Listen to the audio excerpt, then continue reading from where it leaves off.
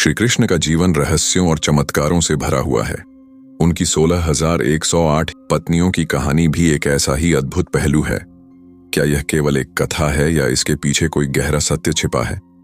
आइए जानें इस कथा का हर पहलू और समझें इसके पीछे छिपा अद्भुत संदेश। रुक्मिणी का प्रेम। पहली पत्नी की कहानी शुरू होती है रुक्मिणी से।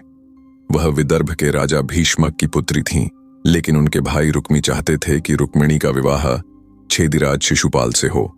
रुक्मिणी ने कृष्ण को संदेश भेजा और उन्होंने रुक्मिणी का हरण कर उनसे विवाह किया।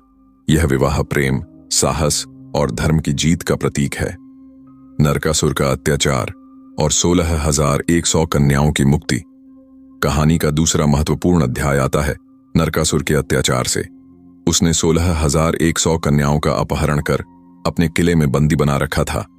जब उनकी चीखें सुनाई दी तो श्री कृष्ण और सत्यभामा ने नरकासुर का वध किया और उन कन्याओं को मुक्त कराया। समाज की मान्यताएं और कन्याओं की स्थिति। नरकासुर से मुक्ति के बाद उन कन्याओं को समाज ने अस्वीकार कर दिया। उन्हें अपवित्र कहा गया। ऐसे में श्री कृष्ण ने उन्हें अपनाने का निर्णय लिया।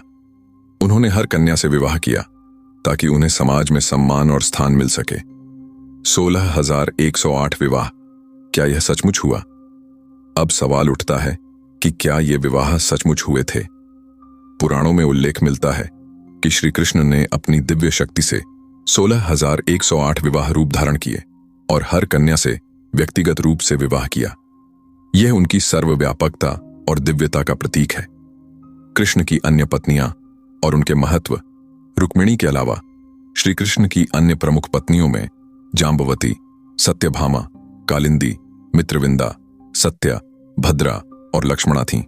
हर विवाह का एक विशेष उद्देश्य था, चाहे वह धर्म की स्थापना हो या राजनैतिक संतुलन। 16,108 विवाह पत्नियों का प्रतीकात्मक अर्थ। बहुत से विद्वानों का मानना है कि ये 16,108 विवाह पत्नियां प्रतीकात्मक हैं। यह संख्या मनुष्य की 16,108 विवाह इच्छाओं का प्रतिनिधित्व करती है, जिन्हें श्री कृष्ण ने अपने प्रेम और करुणा से संतुष्ट किया। धर्म और समाज सुधारक के रूप में श्री कृष्ण का यह कार्य यह भी दर्शाता है कि वे समाज सुधारक थे। उन्होंने यह सिखाया कि हर व्यक्ति, चाहे उसका अतीत कैसा भी हो, उसे सम्मान और अधिकार मिलना चाहिए। श्री कृष्ण की दिव्यता और मानवता का संगम। कृष्ण की यह कथा उनके दिव्यता और मानवता के संगम को दर्शाती है।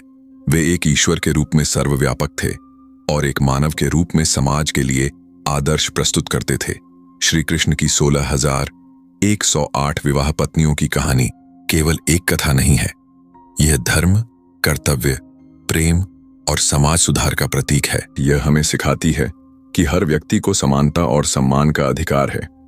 क्या आप इस कथा के इन पहलुओं से परिचित थे? अपने विचार कमेंट में जरूर बताएं। अगर यह वीडियो आपको पसंद आई तो इसे लाइक करें, शेयर करें और चैनल को सब्सक्राइब करना न भूलें। अगले वीडियो में फिर मिलते हैं एक नई कहानी के साथ।